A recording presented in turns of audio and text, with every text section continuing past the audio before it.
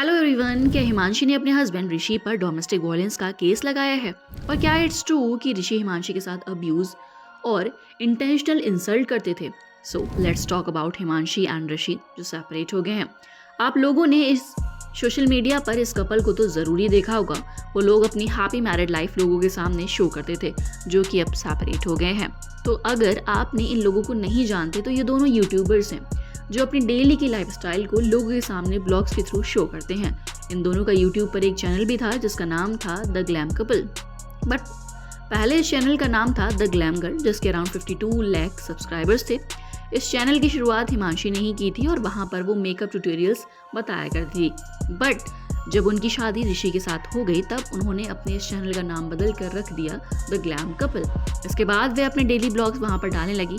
वैसे तो last year ये ऑलरेडी सेपरेट हो चुके थे, लेकिन उसके बाद इनके बीच में पैचअप भी हो गया था। सीम्स लाइक उसके बाद भी उनके बीच के जो इश्यूज थे वो रिजॉल्व नहीं हो पाए एंड इसके बाद चीज़ें और ज़्यादा अगली हो गई और अब वो क्लियर साफ दिख रहा है कि उनका डाइवोर्स हो रहा है।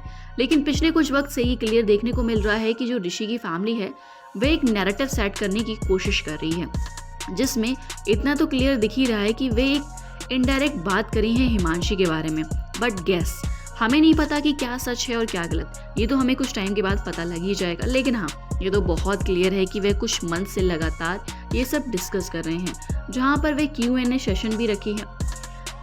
ऋषि की मदर और उनकी सिस्टर जो आंसर दे रही हैं ऋषि के डाइवोर्स के बारे में कि उनका डाइवोर्स उनकी मॉम की वजह से हुआ है, वो जनरली उन्हीं बातों का आंसर दे रही हैं जो ऋषि की लाइफ में हो रहा है। वहीं हमने ये भी देखा कि हिमांशी ने तो उसके बारे में कोई भी डिस्कस नहीं किया था, लेकिन ऋषि के चैनल पर हमें कहीं ना कहीं ये वीडियोस देखने को मिल रही थी उनके डाइवोर्स से रिलेटेड। बट रिसेंटली अभी ऋषि ने हिमांशी के ऊपर इनडायरेक्टली एक्यूजेशन लगाया है कि उन्होंने मेरे ऊपर केस फाइल किया है और डाइवोर्स केस को उन्होंने अपनी सिटी जयपुर में ट्रांसफ़र करवा लिया है। उन्होंने क्लियरली बोला कि हिमांशी ने उनके ऊपर काफ़ी सारे केसेस लगाए हैं और उन्हें एरोगेंट बिहेवियर के बारे में भी उन्होंने खुलेआम बात की। अब जब केस जयपुर के कोर्ट में चला गया है तो ऋषि की यहाँ पर ये शिकायत है कि उन्हें बहुत ज़्यादा प्रॉब्लम आ रही है, बार बार कोर्ट जाने में, ट्रैवल करने में काफ़ी ज़्यादा दिक्कत आ रही है। तो नो डाउट क्लियरली कि हाँ, जब कोर्ट केस होता है तो आपको बार बार कोर्ट में प्रेजेंट होना पड़ता है और वहाँ से फिर जयपुर जाना बार बार थोड़ा सा डिफ़िकल्ट तो होता है। तो पहले हम ऋषि की साइड की स्टोरी को देखते हैं, फिर हम हिमांशी की साइड की स्टोरी के बारे में बात करेंगे। तो अभी रिसेंट में ही ऋषि ने एक वीडियो अपलोड की थी जहाँ पर उन्होंने इनडायरेक्टली बताया था कि वुमन मैन के ऊपर डाइवोर्स केस में ये सब लगा सकती हैं, जैसे कि 498 domestic violence, 406 criminal breach of trust, 504 intentional insult, 506 criminal intimidation and 3 and 4 dowry provision act. तो जो सेक्शन 498 है उसमें किसी लेडी का हस्बैंड या उनके रिलेटिव्स अगर उनके साथ वायलेंस करते हैं तो ये केस बनता है। इसमें आपको 2 साल की जेल हो सकती है। सेकंड जो केस डाला है 406 क्रिमिनल ब्रीच ऑफ ट्रस्ट, इसका मतलब है कि अगर आपका पार्टनर आपकी प्रॉपर्टी या अदर एसेंशियल स्टफ को अपने बेनिफिट के लिए यूज़ करता है तो ये केस लगता है। इसमें 3 साल की जेल हो सकती है एंड इसमें ईजिली बेल नहीं मिलती। फिर इसके बाद आता है 504, इट मीन्स आपका पार्टनर इंटेंशनली आपको प्रोवोक या इंसल्ट कर रहा है, तो 2 साल की इसमें जेल हो सकती है। एंड लास्ट इज 506, इसमें आपका पार्टनर आपको थ्रेट करता है फिजिकली या वर्बली या फिर अपनी रेपुटेशन या बिलोंगिंग से रिलेटेड, तो आप ये केस कर सकते हो। Now why I am telling you this, because these cases are really serious and allegedly Himanshi ने ऋषि पर ये केसेस लगाए हैं। तो अब आप लोग बोलोगी कि अगर हिमांशी ने इतने सीरियस केसेस लगाए हैं तो अभी ऋषि को लॉकअप में होना चाहिए था। सो क्या होता है ना कि केसेस लगने के बाद आपको बेल के लिए अप्लाई करना पड़ता है, देन उसके बाद कोर्ट में फिर आपके आगे की प्रोसीडिंग स्टार्ट होती है। एंड ऋषि के अकॉर्डिंग हिमांशी ने उनकी फैमिली पर भी केसेस लगवाए हैं जो कि उन्होंने इनडायरेक्टली बताया है, जो कि उनके बीच जो इश्यूज चल रहे थे उसको लेकर। जिसके बाद हिमांशी अपने घर चलेगी, देन उसके बाद उनके रिलेटिव्स ने उनको भड़काया जिसकी वजह से हिमांशी ने ऐसे केसेस लगाए। तो इट्स अंडरस्टैंडेबल कि अगर कपल्स के बीच फाइट में रिलेटिव्स आ जाते हैं तो सिचुएशन और भी ज़्यादा वर्स्ट हो जाती है। एंड अगर ऋषि विक्टिम है तो 100% मेरी सिंपैथी उसके साथ है। बट इस मैटर में हिमांशी ने अभी तक कुछ नहीं बोला था, वो साइलेंट है।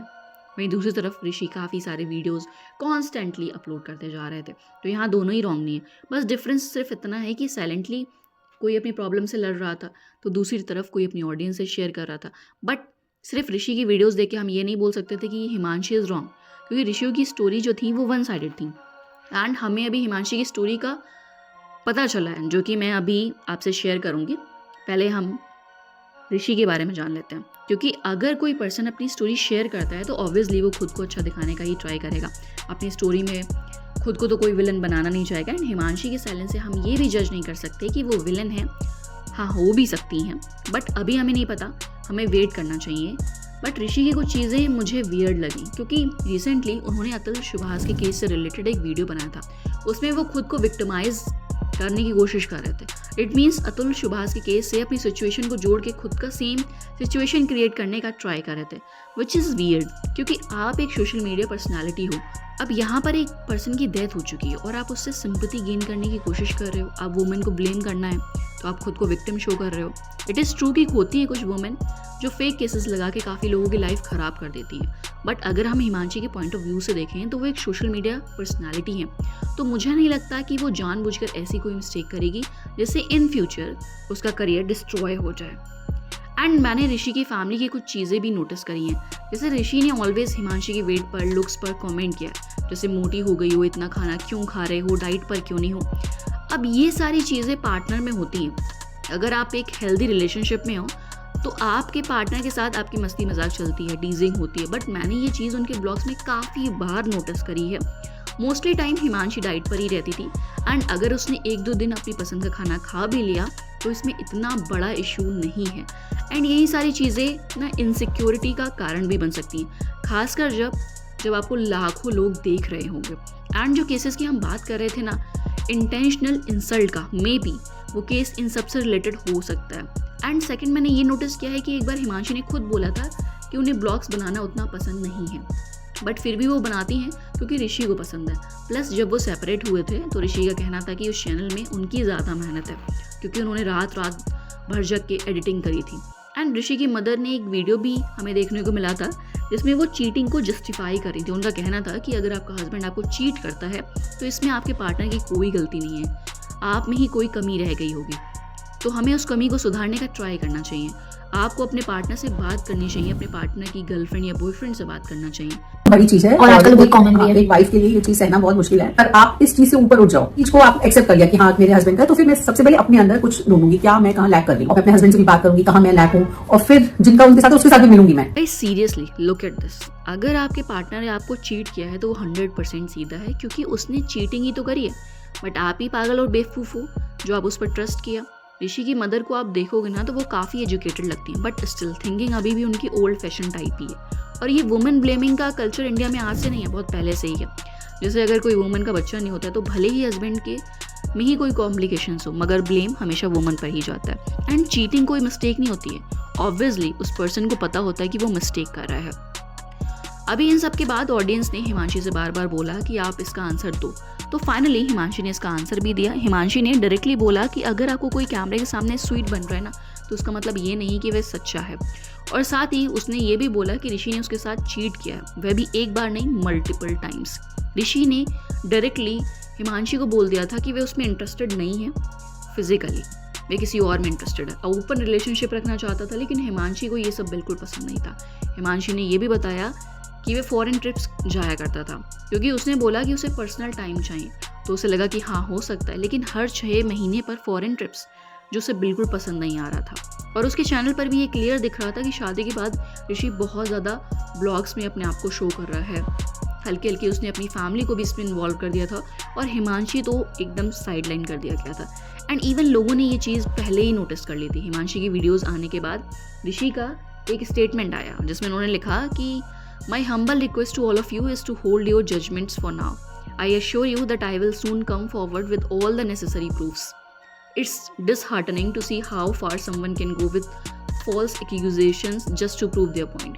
I have stayed decent till now, but I believe it's time to address everything clearly. Thank you for your patience and support. Well, अब इस मोड पर इन दोनों का केस काफ़ी ज़्यादा अगली हो गया है। But let's see कि अगर जो वे केसेस ऋषि बता रहा है कि वे सच में उसके ऊपर लगें तो वाकई में ये काफ़ी ज़्यादा सीरियस है। बट हम यहाँ पर कुछ कह नहीं सकते, क्योंकि किसी ने किसी भी तरह का कोई प्रूफ हमें नहीं शो किया है, ना कोई चैट्स दिखाई जिसकी वजह से हम अपना जजमेंट दे सके। और वहीं हिमांशी ने ये भी बोला था कि उसे बहुत सारे पैसे मांगे गए उसके ऊपर। अगर वे प्रूफ दे देती है ना तो इसके बाद हिमांशी की जो साइड है वो काफ़ी ज़्यादा स्ट्रांग हो जाएगी। इसमें एलिमनी की बात को भी हम देख सकते हैं, क्योंकि उन दोनों का कोई बच्चा नहीं है।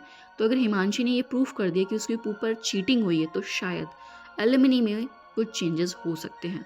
बट बेबुनियादी एलिमनी मांगना which is also not correct, लेकिन हम यहाँ पर किसी को सिंपथाइज नहीं कर सकते, क्योंकि जब तक हमारे पास कोई प्रूफ एंड फैक्ट्स नहीं होंगे हम किसी को भी यहाँ पर गलत या फिर सही नहीं कह सकते।